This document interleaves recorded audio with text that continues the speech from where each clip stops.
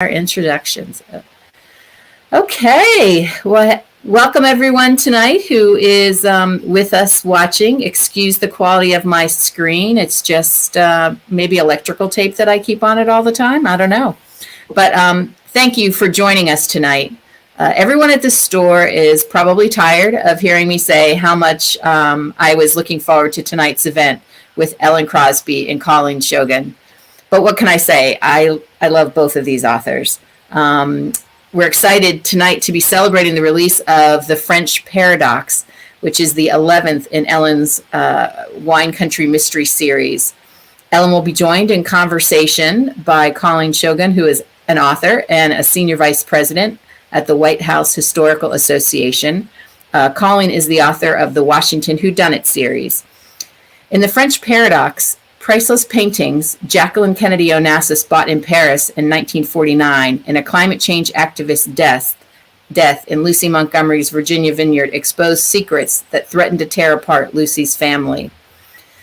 Ellen Crosby, as many of you know, is a former reporter for the Washington Post and a foreign correspondent for ABC News Radio.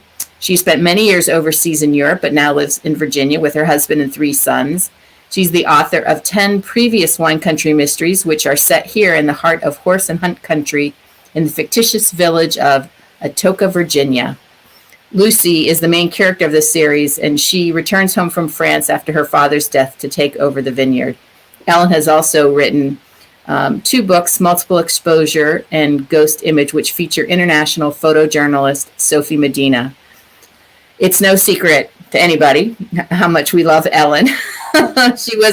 We were just discussing our first author guest, first one to visit One More Page. So no matter what happens, whether we're open 30 years or more, she will always be special to us for having been the first. Thank you. Colleen Shogan has been reading mystery since the age of 6. She sounds like me. And she conceived of the plot of her first novel, Stabbing in the Senate, one morning while she was taking a walk in her suburban DC neighborhood. Colleen has worked previously on Capitol Hill as a legislative staffer in the U.S. Senate and as a senior executive at the Library of Congress. Currently, she's the senior vice president at the White House Historical Association. Her Beagle Mutt Conan is featured in the Washington Whodunit series, which features Washington, D.C. staffer Kip Marshall. A new book in the series, Dead as a Duck, will be released in July 2021. Here's one of Colleen's books, Homicide in the House. And I forgot to show it earlier, but here's the cover, beautiful cover of Ellen's The French Paradox. You'll see along the side of your screen a place for you to put comments in. Please feel free to put any questions or comments in there. And Colleen will be scanning that throughout to see, when it's appropriate to answer those questions or to answer them at the end. And without further ado, let me turn it over to Ellen and Colleen. Thanks, Eileen. Thank you, Eileen. Thanks so much to One More Page Books for support for local authors and really support for the entire Washington, D.C., Arlington, Northern Virginia reading community. I mean, there were times during this pandemic when I actually needed a book immediately, and One More Page Books, was able to get me the book within 24 hours. And I just think they're like our lifeline during this pandemic. So I really want to thank them for their support. Yeah, I just wanted to say, we were talking about this earlier, that Eileen sent out an email tonight for anybody who gets the One More Page email, but today is exactly 1 year since they closed. And that just breaks my heart. I mean, that whoever would have thought it? She was saying Red Truck Bakery was the very last event that they did. And, nobody knew it was going to be like this. So here I am 10 years later. And, I was the very first author there. They weren't even able to open yet. I think it was the Arlington Fire Department, counties that states that they had a problem with their fire extinguishers and or their water system. And they wouldn't allow them to open. So we did it in the party room. And now 10 years later, I'm in my office and Colleen's in her office. And here we are. So we're still with One More Page Books. So yeah. Oh, hey. So, and Sherry Harris. Hey, you guys. Thanks for seeing you in the comments. It's good to see friends here tonight. Yes. So the first question we're going to ask before we get into your book, Ellen, is, of course, your mysteries are wine country mysteries set in Virginia. And so we want to ask everyone, what are you drinking tonight? And I'll go first. I'm drinking a very buttery Chardonnay, and the name of it is actually Butter. It's from California, and I really enjoy drinking it. I'm just drinking, my husband's French. So I'm drinking, it's just a white that's sort of our dinner table white. It's a French Picpoul, and it's very nice and very light. So cheers. So we're both drinking white. Cheers. Yeah. Absolutely. And I have my water too. So yeah, I do have my water too. So Ellen, this is the 11th book in your series. Tell us a little bit about where you got the idea for this book. I always try to put together two different things for my books. That's one of the things I've been writing about. I'm writing a column for Jungle Red Riders that's coming out on the weekend. And I love history. And when I started this series, I only thought there would be one book. And I never realized it was going to keep going and keep going and keep going.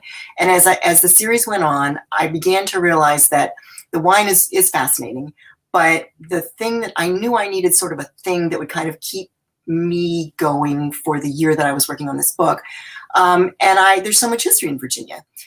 So the book started having sort of something that was historical and then something that was kind of contemporary, and I kind of mixed the plots. And so there's so much history around here. And one of the things that I had known as the series went on was that eventually I wanted to write a book that Jackie Kennedy was with Jackie Kennedy in it, because Jackie, for those of you who are local and who live around here, if you've been out to Middleburg, they owned a home out there. She and President Kennedy owned a home out there. They built the Catholic Church for the Kennedys in the 1960s, and Jackie loved to ride and hunt, so she used to go out to Middleburg all the time. And even after I think Onassis died, she went back a lot on her own and to ride and hunt. And in fact, before she actually fell off a horse in Middleburg, where they diagnosed the cancer that she had that eventually took her life 6 months later. So I wanted to write about Jackie. And then I have a friend who is an artist, and she's on the board of the National Museum of Women in the Arts. And one thing she had said to me is, you should really write about this museum. It's a really fascinating museum, but there's a group of artists that NIM was sort of focusing on, who are women artists who were just as famous as the old masters, and just as talented, but never ever got featured because they were men. And we call them the old mistresses. And she said, that'd be a great subject to write about. And she put me in touch with the librarian who sent me all this really interesting stuff. And I thought, okay, Jackie Kennedy and these artists, what could I do? So I was like, how am I going to put this together? And then probably a lot of you out there know Anne Ma. She wrote a book called, The Vintage Murder, I think it was, but it's a wonderful book about a vineyard in France, and we've done a couple of events together. And Anne is also a travel writer, and she wrote an article for the New York Times on Jackie Kennedy's junior year abroad in France in 1949, when she went over and she studied art history.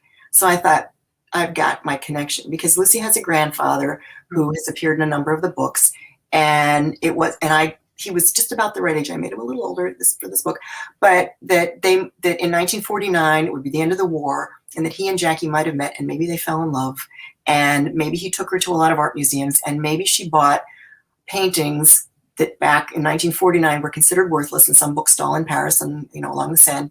And now all of a sudden they're worth a fortune. And one of Jackie's friends from that year in Paris lives in Middleburg and was given the paintings by Jackie before she passed away, and she's going to donate them to the National Museum of Women in the Arts. So my plot just kind of fell together when those elements sort of, collided, I guess. So that's the premise. Jackie Kennedy is a long lost paramour of Lucy Montgomery's grandfather, who is French, who comes over to celebrate a friend's important birthday. But tell us a little bit more about the plot, and then also maybe tell us a little bit about the title of the book, which is different from your other titles. It is. I'll tell you about the title later, but so the rest of the plot, there's always something about wine. And so one of the things, as the series went on, a lot of the books have wine in the title. And so I wanted to, that only got so far, and it sort of got to be a like, not gimmicky, but I wanted to move away, and I really wanted to be like, what's going on in the wine world. And one of the things that is going on in the wine world is, as everywhere, is climate change. It's a very big deal. There was a couple of years ago where there was so much rain in Virginia, and I bet Nancy DeLiso can back me up on this, from 868 Estate Vineyard, that nobody harvested any grapes. I mean, it was awful. It's really, really bad. And I thought, if I'm going to be true to the series, I want to sort of start moving in that direction. So the other part of the plot was that, for those of you who've been following it, Lucy's going to be getting married, and this has been happening for like 5 books. And so she wants to have a wedding in the backyard of their home, and she wants it to be in the garden. And the garden's kind of an estate. So a developer, a very talented landscape developer comes, who's a friend of her mom's, her late mother's, and he's going to help her design the garden. But she also has some vines that are dying, and because he knows a lot about this sort of thing, he says he'll go look at the vines. And he's found dead in her vineyard. She finds him there. So what happened to Parker Lord? Why was he killed? And he had written a very controversial book about climate change that was actually getting him death threats. He also, it turned out, he had just finished pretty much savaging the career of a local nursery owner. And then Lucy's sister finally returns in this book, and she has a secret that she's keeping that could give her a reason to not want Parker to talk. And last but not least, Parker knew Jackie from a long time ago. So why was Parker killed? Why was he murdered? Who murdered him? And Lucy's grandfather's flying over for the funeral, for the birthday party. And in 70 years, he never said anything about this affair with Jackie. So why? What happened? And as it turns out, there are, among the paintings, there was a box of books, because Jackie was going to be writing a book about these paintings. And there's a diary, and it's about the years in Paris. Mm-hmm. So it's an interesting blend of some things that you creatively came up with, based though on true historical fiction, like Jackie Kennedy's junior year abroad, her love of art history, which we know continued even to the time when she was First Lady. Right. And one of the things I talked about, and maybe you can talk a little bit about that with the White House, is that she, because you know all these things from her founding the White House Historical Association, is that when she went over to France, and this is only like 10 years after she was in Paris. She was there in 1949. She was First Lady by 1960, and she was what, 29, 30, something like that? 29 or 30, right. Yeah.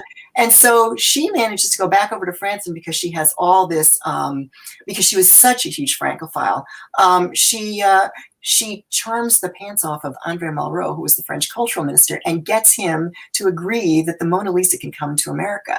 And the story about that I read was that Charles de Gaulle called, so you had like Mona Lisa headaches, because he was like so paranoid about the painting leaving the country, and they had a whole blackout when it was leaving and everything else. But she brought the Mona Lisa to America. So in my story, Lucy's grandfather is behind the scenes and helps with that too, because they end up seeing each other at the White House, and their friendship continues. And there are letters.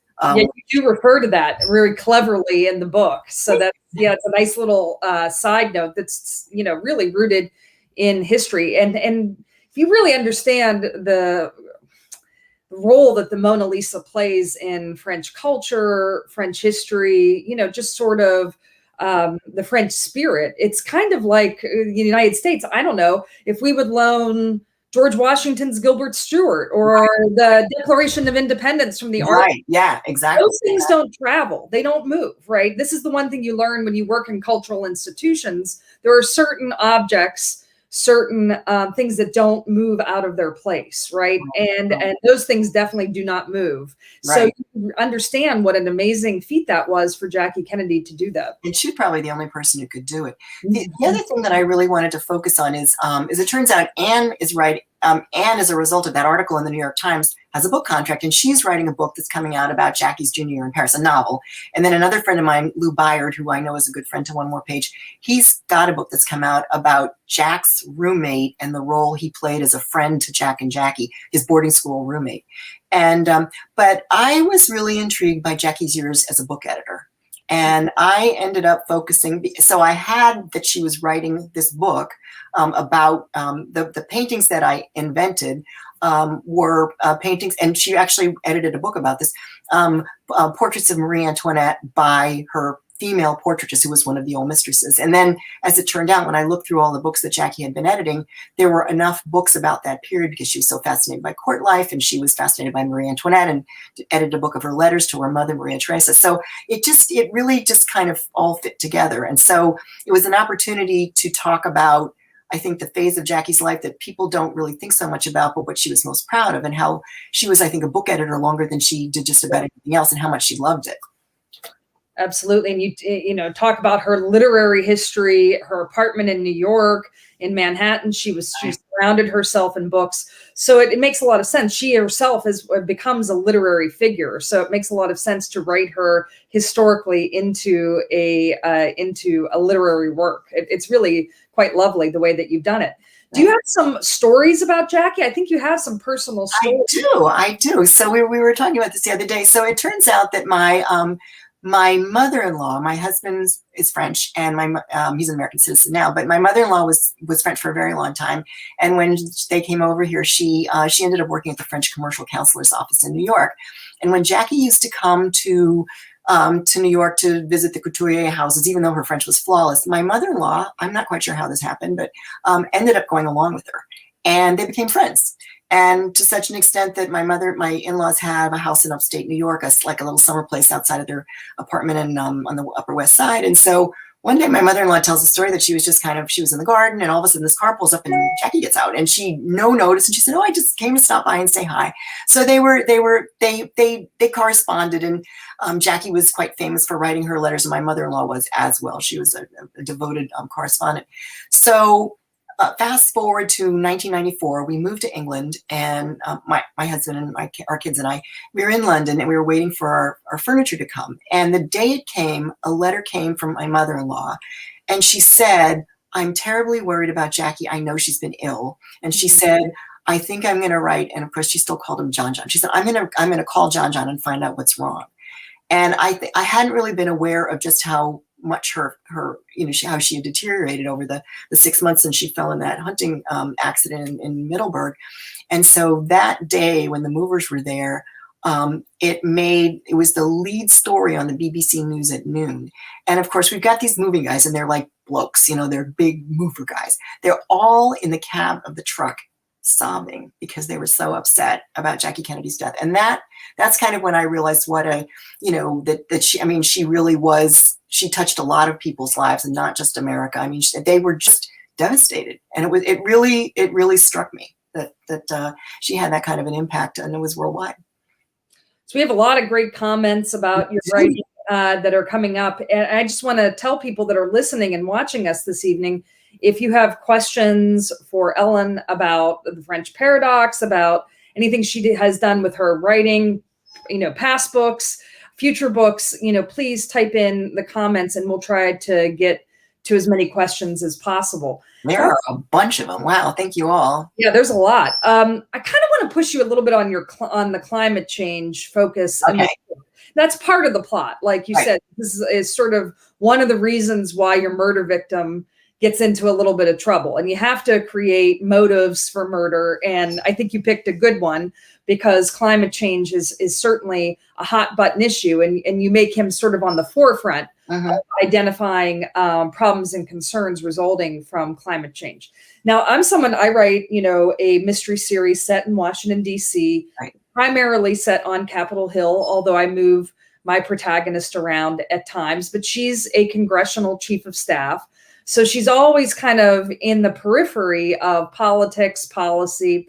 And I've gotten a lot of feedback from readers and just, different events that I do. And people seem really hesitant about authors engaging in controversial topics, such as like climate change or gun control or any of the big issues that are out there. So why did you think this was important to include in your book? And why did you kind of take that leap? Well, first of all, I have, and I can just see by the comments all over here, I have great fans. I have smart fans. I have well-read fans. I have articulate fans. I have intelligent fans. And I believe that I owe them the best book I can write. And it needs to be intellectually stimulating for me to spend a year of my life with it. And I have actually never shied away from hot button issues.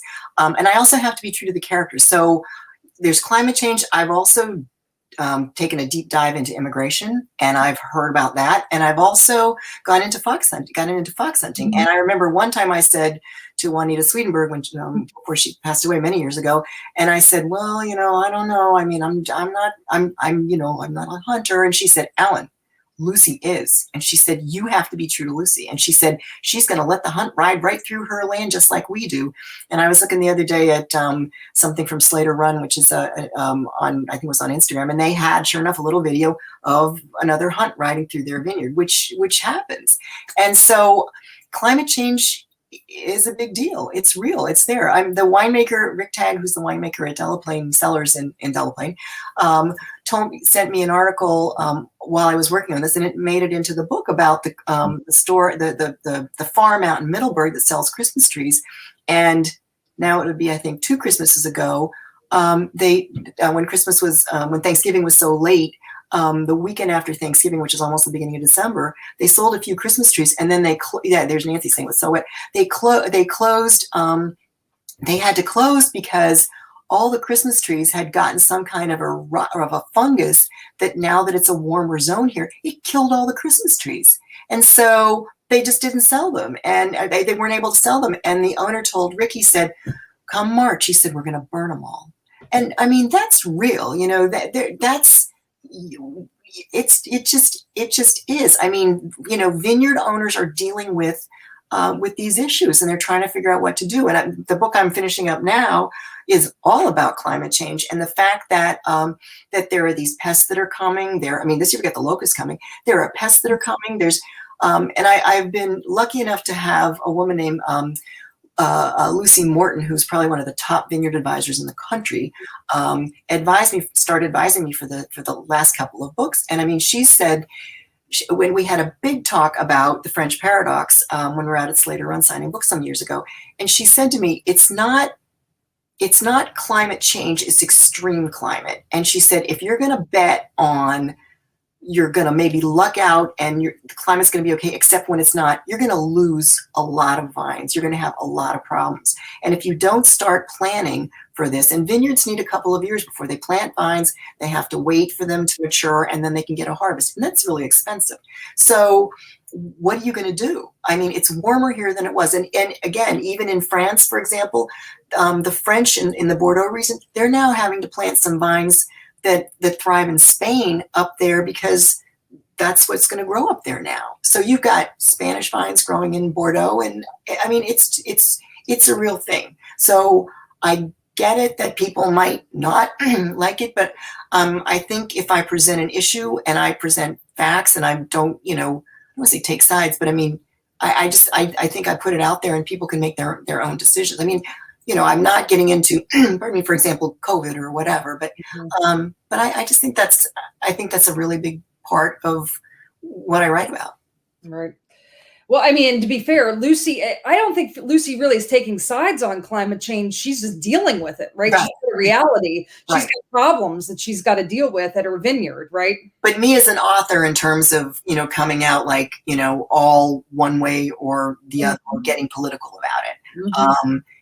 I think I'm trying to present what they're dealing with in Virginia based on the people I talk to and what they say. And I think whitewashing it or ignoring it, would be unfair to my readers. What we did talk about, I think Art Taylor and I were talking about this, now I'm trying to think, it must have been a year ago, at an event at the Virginia Book Festival, is do people want to hear about COVID? After a whole year, like, do you want to hear about that? It's like, I personally, it just didn't happen. I mean, I'm not doing all the quarantining and everything else. So there's some things I think you can take liberties with, and people are okay with that. Right. But climate change, I think it had to go there. The book that I'm writing now, I'm writing it as if COVID didn't happen, but I do think I'm going to go back in the next draft and this is going to be post-COVID. I can't write a book during COVID. It's set during COVID. They can't do anything. Yeah. Maybe some people could. It could maybe a locked room mystery or something like that.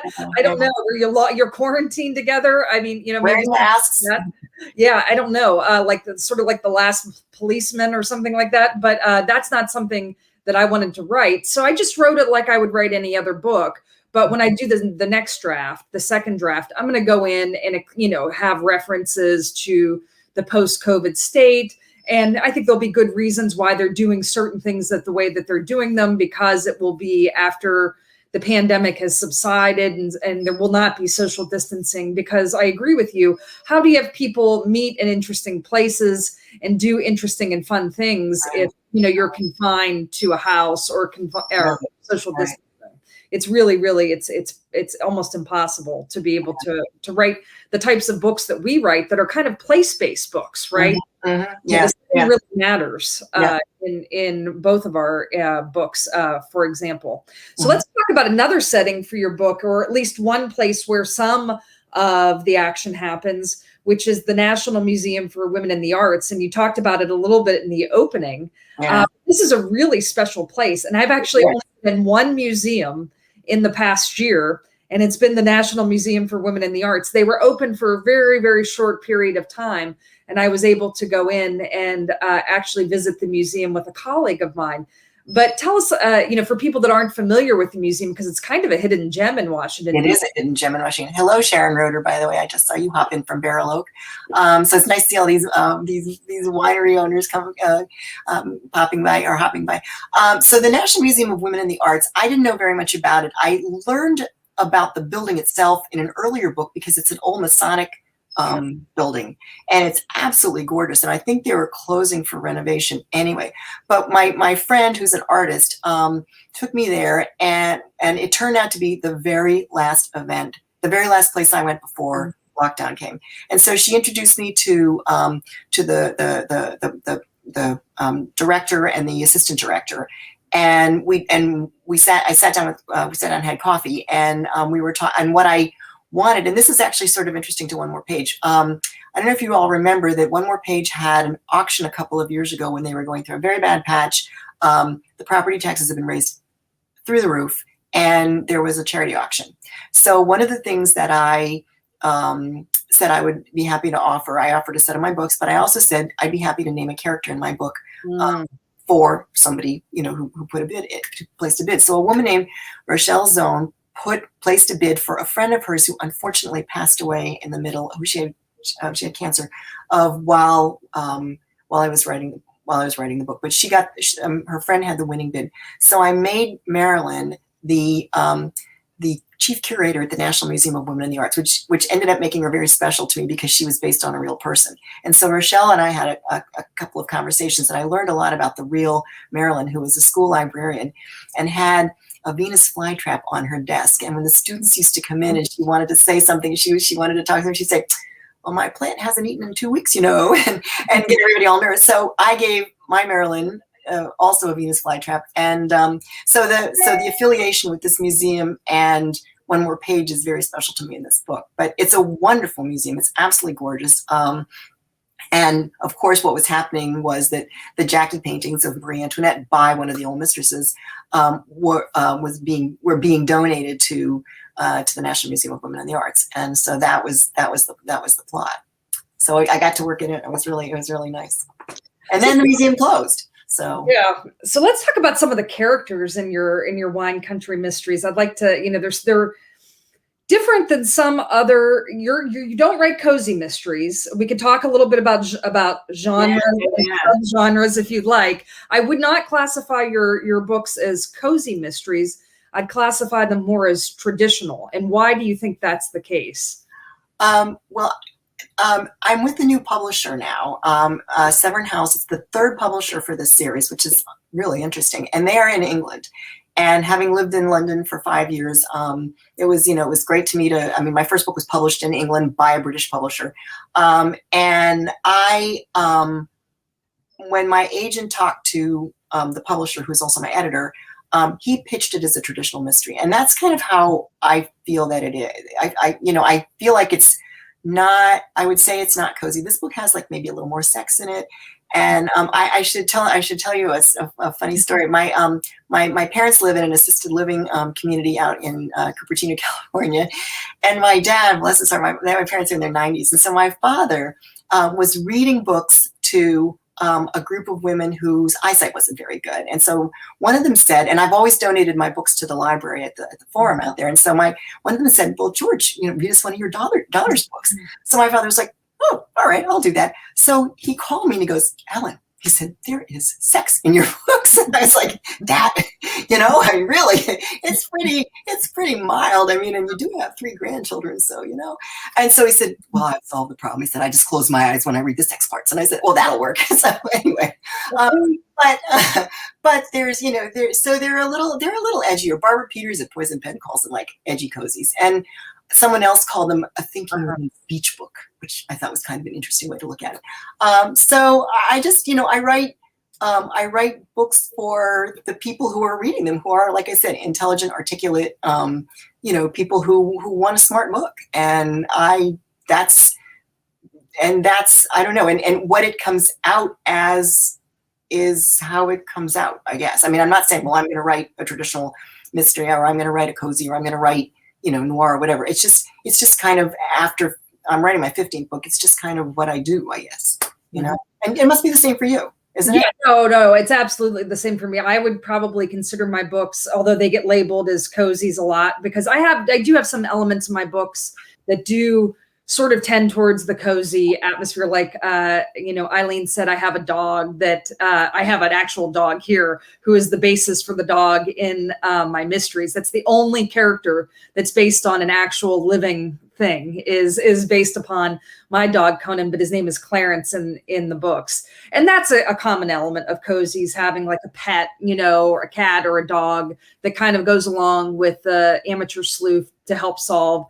the mystery. So there is some elements there, and I have some light romance at times in my books for the main character or her best friend. But there's other things that really aren't particularly cozy-esque, because how could you have someone like a chief of staff? She has to at times show a little bit of a tougher edge or a harder edge, and there may be elements of her, quite frankly, that some people don't like all the time, right? So you might read her and you'd say, well, I don't really like how she's acting at this particular point of time, or it might make you feel, let's say, uncomfortable, but it might make you bristle a little bit. And I just don't know how to write someone authentically who operates in Washington, D.C. at that level without including that type of realism. Otherwise, it's just a completely made up character that would be no touchstone for people. I worked on the Hill for 8 years. I mean, I totally agree. And I mean, I think even things like language, Quinn's not going to say, gosh darn it. He's just not, But the other thing is, like, more to that point, that a lot of times what book you write ends up being for the publisher and for a bookstore, where they say, like, well, where do we put you on the shelf? Do we put you with literature? I mean, I've gone to look for mysteries and discovered that the author has been moved to literature, or they're in cozy, or they're in mystery. So I think a lot of that's down to sort of placement. And I think, when you talk to somebody who wants to write a book and you say, well, what are you writing? Say, I don't know, you tell me. And it's like, well, if you don't know, no one else is going to know either. I mean, where is it? You have to think about, where's it going to be on the bookshelf? So there's a certain amount of marketing, I think, that goes on there as well. And where's it going to be? Where are people going to find it? And, what can we, and when you get these author questionnaires, as, with moving to a new publisher, every time I do that, you get a questionnaire. It's like, well, if they read you, who else are they going to read? Right. And that's a very big deal. They need to sort of have some parameters for, and all these books that are the mashup of Titanic meets, I don't know, Jaws or something, something like that. And what is it? Because they have to fix it.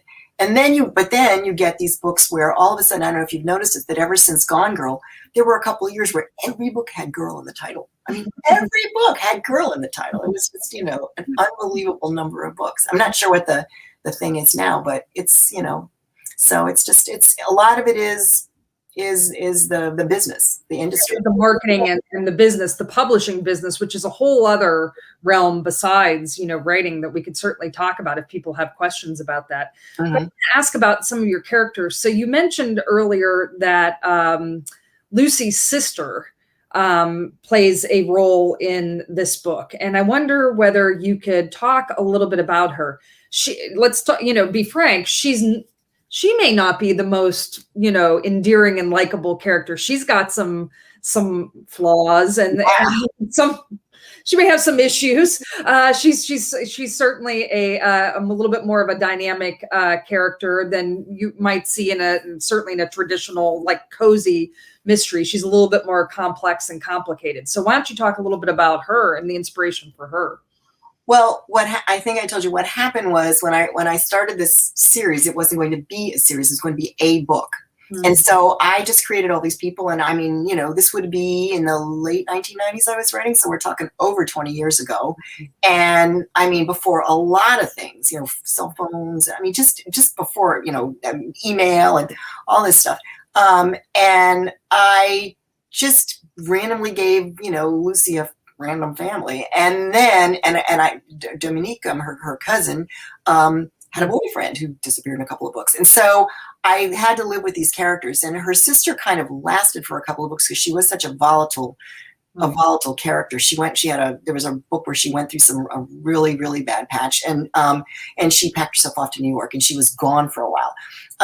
But as I've been going on with the series, one of the things I've kind of discovered, I wrote 6 books, and then I took a break for 5 years and wrote 2 other books, and then I came back, and I've now written 5 and finishing my 6th, is that I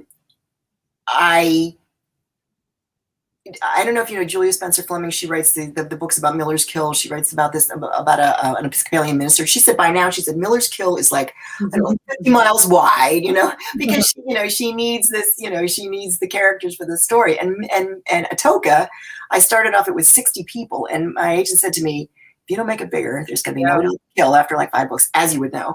And so, then Juanita said to me, well, you need to add Middleburg in. And I did. And so I finally realized I have got this really rich cast of characters as I go back through my books. And I actually have a spreadsheet of characters in every book. And I have in, one color, like who the regular characters are, the established characters. And then I have who's new, and then I have kind of this list of who was there and went, so I know names and things like that, so 2 people don't show up with almost the same name and that sort of thing. So I realize now, well, why don't I just dip back into, the world I've created? I mean, it's 20 years later, bring her forward, although it's not 20 years later in the book, but bring her forward and bring her back and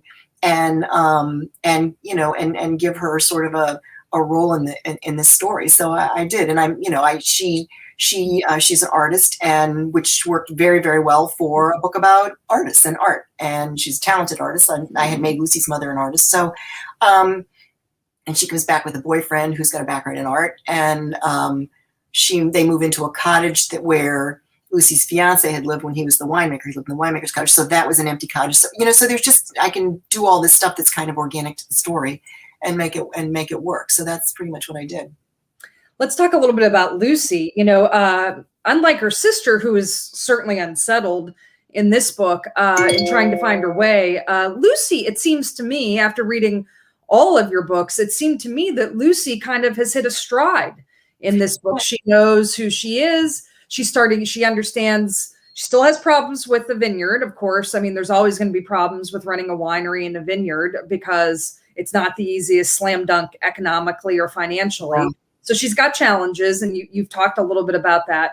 But it seems like her relationship with Quinn is settled. They're moving forward in a particular direction, and she also seems a little bit more sure of herself.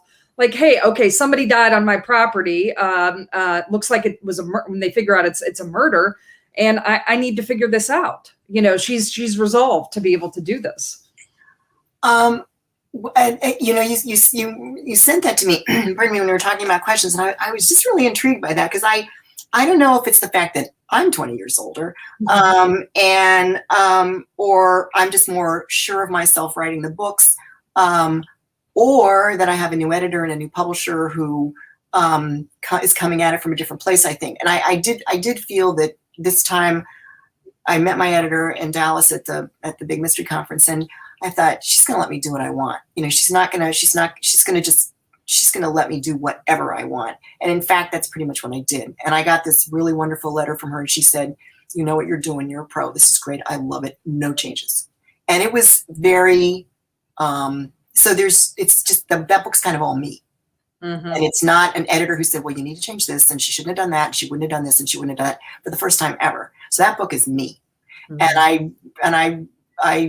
really reveled in that as an author would, to have somebody be that validating and affirming and say, wow, I love this. And she went through like, and I like this, and I like this, and I like this. And I thought you did this well. And I thought, how you portrayed this. And just, so she clearly read it very carefully. And she said, I love it. We're just going to send it off for copy edits. And there's no changes. And, send your check, because it's considered, it's called DNA in the publishing business, which is delivery and acceptance. So you turn your book in, but it has to be accepted, which often means after you've edited it and revised it rather.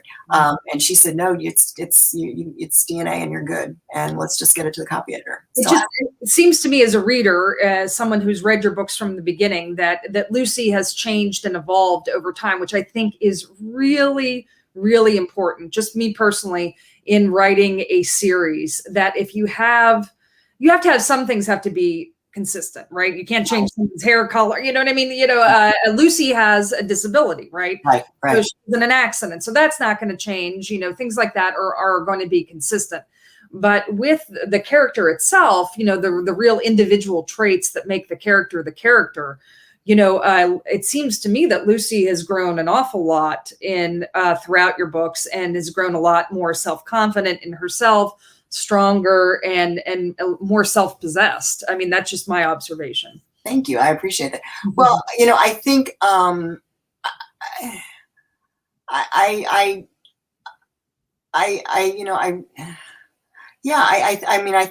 think she has. I think I'm way more into the series. The one thing that I decided early on that I knew was going to have to happen was, first of all, she was going to have to act. I mean, she couldn't be the damsel in distress, even though she was disabled. And like, how is she going to get out of these things?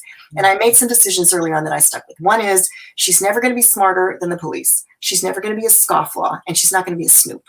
And so I have tried very, very hard to make sure there is a compelling reason why Lucy gets involved in every case she gets involved in. And more, I've come to realize that she wants to protect the people she loves. And so a lot of it comes from that place. So like this book, for example, she's worried about her sister. She's worried about her grandfather.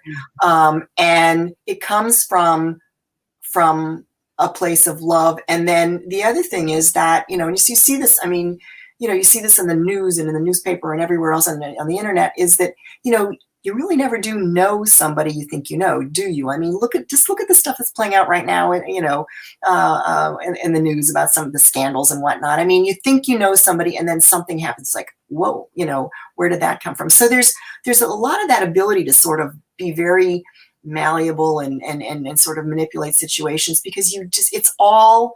I mean, you used to think, well, nobody'd ever believe that, but it's true. My oldest son gave me a subscription to Masterclass. I don't know if any of you have ever listened to Masterclass, but David Baldacci, who's our neighbor over here in Vienna, he did this. He had a great series of Masterclass, and I would listen to him when I was going for a run last spring, and in the warm weather, and it's a really good masterclass. I highly recommended it. But he was talking at one point about realism in his books, and he said he'd written a scene and he wasn't sure it could happen, so he called a friend with the CIA and said, Joe, I want to run this by you.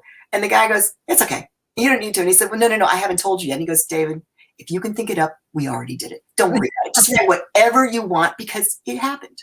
And that was like, he said, that was so liberating. And I thought, it's true, So thank you, Sharon. David Baldacci wrote a great book that was set primarily at the Library of Congress.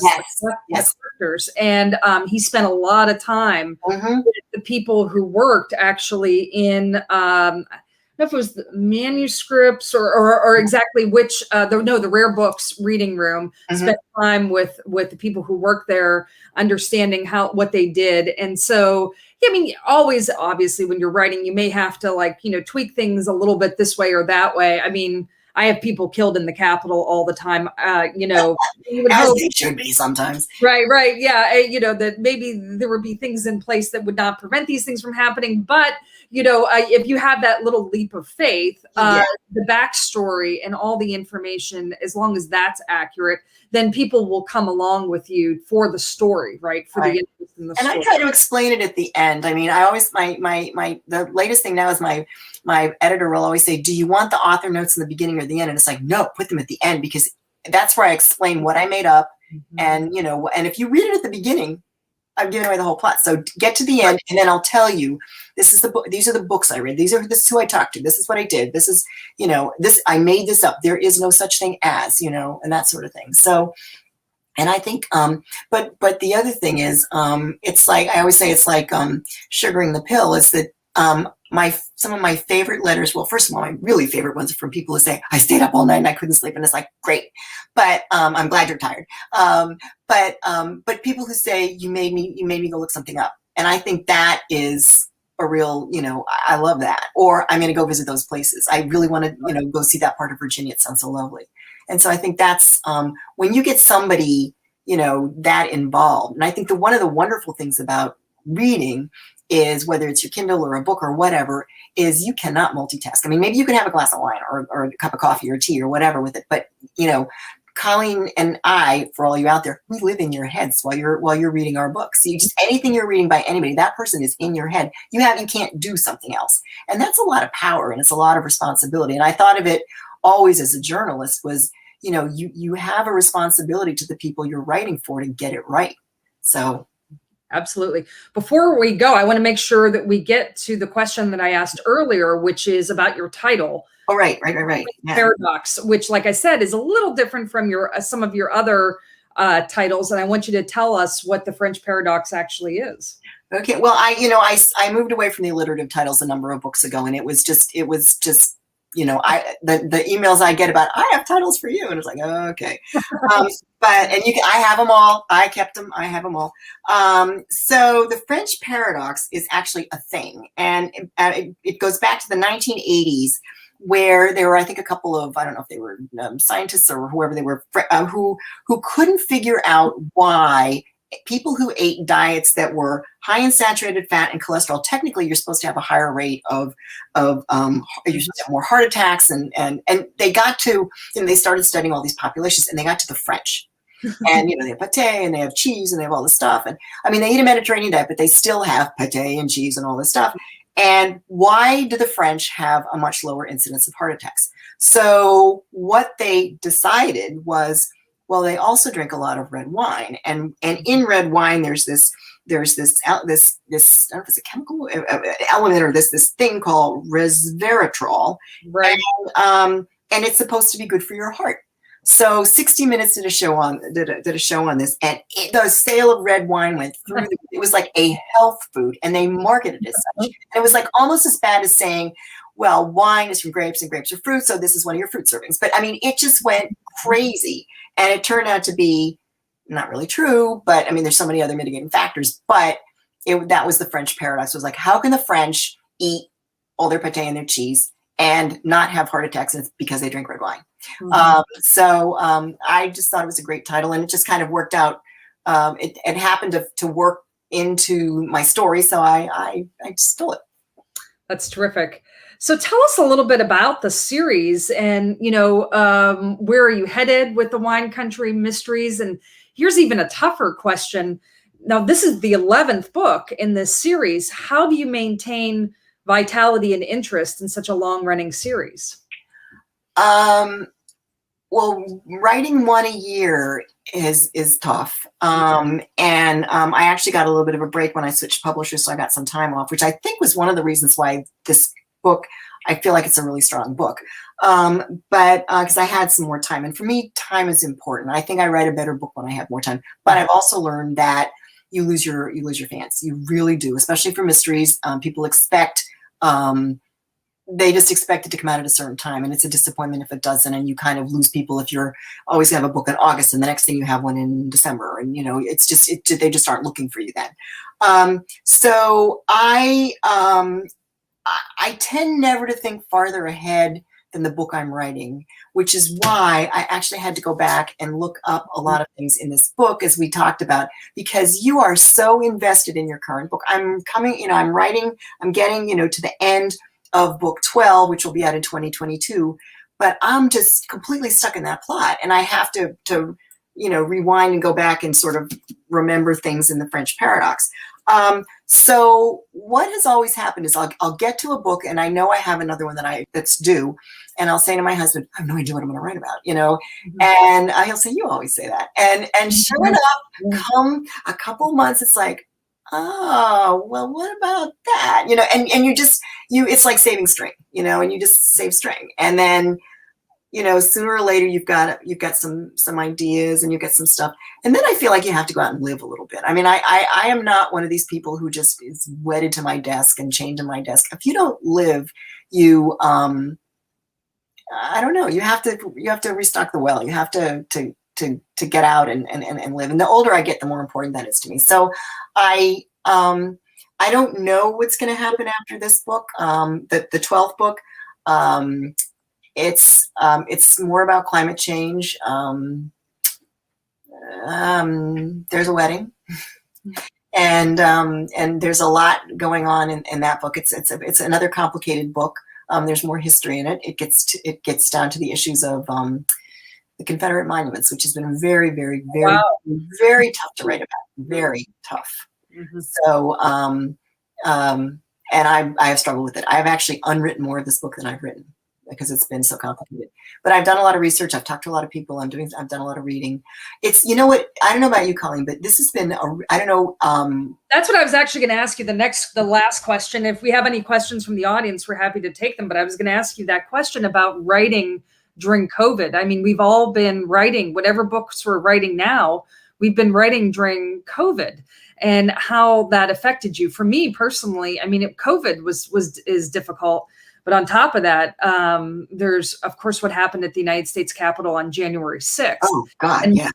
My current book that I'm writing, which is my 8th book in the series, which won't be out, just like yours, until 2022, is called Capitol Crimes. And so there's a lot set in the Capitol complex. And more so even than my other books, which are set around Capitol Hill. But this one has a lot to do with the Capitol itself. And so I found it to be very difficult certainly the first couple of days after January 6th to keep writing. Oh, yeah. And I have so many memories of working all these years in and around the Capitol. All of those memories came back. And I'm trying to really use them in order to really fuel me going forward. I think the hardest thing for me was not getting out to do research. I'm like an all 5 senses girl. I need smell, I need touch, I need taste, I need all of that to write. And it's the first time I haven't gone out anywhere to see anybody, to do anything, any research for this book. And so I've done things over the phone, but it's been tough. I mean, I'm an introvert, and a lot of writers are introverts, and our work is solitary anyway. So in some ways, having it so quiet has been helpful. But as we've gotten more and more into this, all of a sudden there's like Zoom meetings and this and that. And sure enough, like things, all of a sudden, I mean, my calendar, this is my March calendar. That's March. I mean, it's just crazy. And there's just, between book events and all kinds of stuff going on. So I'm back to, and if I look at my calendar a year ago, it's got like crossouts everywhere, canceled. And now it's back to being kind of crazy. So, but I agree. I mean, location is really important, but it's also important. I mean, for me, I would also pick up things when I would interact with people. I dealt with so many people either working, on Capitol Hill or even, at the White House Historical Association. Every day I was meeting new people, doing new things, be here, be there. You meet someone who's kind of interesting, who has a particular quirk about them, and I would just pick that up. Oh, yeah. That would go in my book somewhere, and it wouldn't be that I was modeling after that person, but that detail, I was, I have to make, and I would keep my iPhone always ready, and I would make these little notes to myself. Yeah, I write mine. My day, right? Yeah, I'm old-fashioned. I write. Yeah. And unfortunately, you don't have that. That's what I think I've lost a lot with COVID, is you don't have that sort of inspiration of interacting with people that gives you kind of these cool little insights, particularly in character development or dialogue development. And I feel like it's probably harder for writers during this time. Yeah. I've been emailing with Deborah Crombie, and she's been saying the same thing. I mean, she hasn't been able to get back to London for her next book, and it's that I think is really a tough issue. If you can't, if you do the research and you can't physically go to the place, I mean, that's Right. tough. That's very tough, right? Do we have any questions that we should? I don't see any questions. I see a lot of comments about how much people are looking forward to reading The French Paradox and how much they appreciate your attention to history. Thank you. And Suzanne Daniels, did I answer your question about the next book? Mm-hmm. If wave at me, wave at us. Thank you, Nancy. Red wine paired with a French attitude. That's the secret. There you go. And Green Hill Winery. So Valerie Brennan, do you know that Green Hill Winery was originally Swedenborg Estate Winery, which is where this book was based on? Did you know that? And that is the winery that, oh yes, I love Deborah Crombie too. She's a doll. That is where Eileen came out and she always tells the story. She said she stalked me at a book signing there and said, I'm going to open a bookstore and we're going to sell wine and chocolate. And would you come and do a book signing? So Green Hill is formerly Swedenborg Estate Winery. So if you go to my website and look in the journalism section, I wrote Juanita's appreciation for the Washington Post. She was very, very sweet lady, very sweet lady. So, yeah. Well, Ellen, thank you so much for this evening. I think we've had a terrific conversation. I can't recommend The French Paradox enough and all of your books. And it's been a great conversation and a terrific way to spend the evening. Well, and Colleen, I was going to say, Colleen, I'm hoping that we can get you back when Dead as a Duck comes out in July, if virtually or in real life. Yeah. Absolutely. Would love to do it. Thank you. And thank you Colleen's been really, really busy. She has we could have spent an hour talking about some of her really fascinating stories at the White House Historical Association. We were talking about the Rose Garden the other day and all kinds of cool stuff. Yeah. So we didn't get our second hour to talk about all that, but I was actually at the grave site today of the man the architect of the White House. I was at the site today. Is it Benjamin Latrobe? No, it's James Hoban. That's right. Yeah, and Mount Olivet Cemetery in northeastern Washington. So yeah, and that was outdoors, so it was very safe. But it was a pre-St. Patrick's Day celebration because James Hoban was Irish American. So happy St. Patrick's Day to everyone one day early. Yeah, I didn't know he was buried at Mount Olivet. Oh, that's so interesting. Mm-hmm. Yes, yeah, I want your job. Well, thank you both. Oh, for such an amazing evening. It just was wonderful. And I know we could talk forever. And if people have more questions, maybe they could email them to me and I'll share them with you. And if you want to order either Colleen's or Ellen's books, you can go to our website and we will work with them to get personalizations. But yes, thank you. I will sign more books on the hood of my car. Yes. If you didn't see Ellen's picture, we didn't let her inside. It was very cold and she was getting... But I got this great bar of chocolate. It was wonderful. I ate it before we got home. It was really good. It was good. That's one of my favorites. It was really good. Valerie said she was a docent at NIMWA in the late 90s. And thank you. There's so many friends on here. So thank you all. It's so good to see you. And great. Well, have a wonderful evening. And thank you, Ellen and Colleen again. Bye-bye. Bye, everybody. Thanks. Bye.